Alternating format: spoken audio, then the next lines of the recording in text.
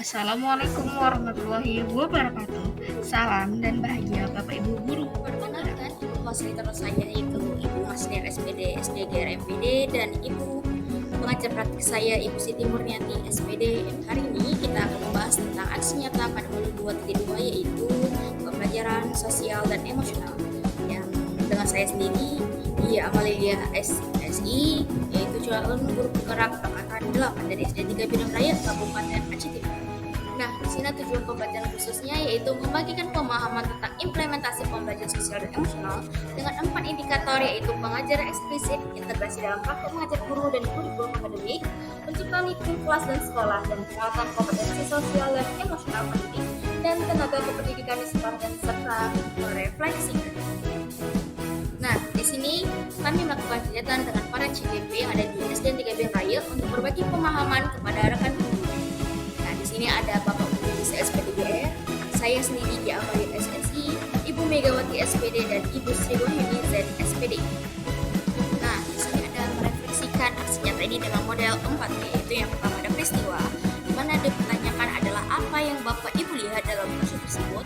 Yang kedua ada perasaan, apa yang Bapak Ibu rasakan sehubungan dengan proses yang dialami. Yang ketiga ada pembelajaran, apa hal bermanfaat dari proses tersebut dan apa umpan balik yang didapatkan. Yang keempat ada penerapan dan apa yang ingin diperbaiki atau ditingkatkan agar ini berdampak lebih luas. Nah, mari kita saksikan di slide berikut.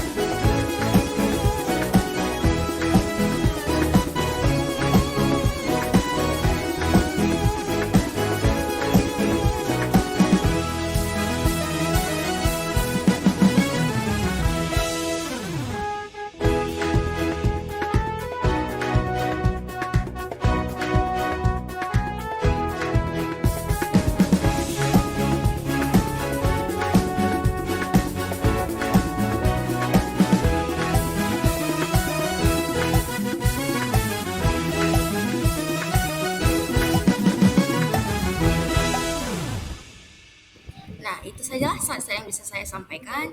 Thanks for watching. See you next time. Assalamualaikum warahmatullahi wabarakatuh.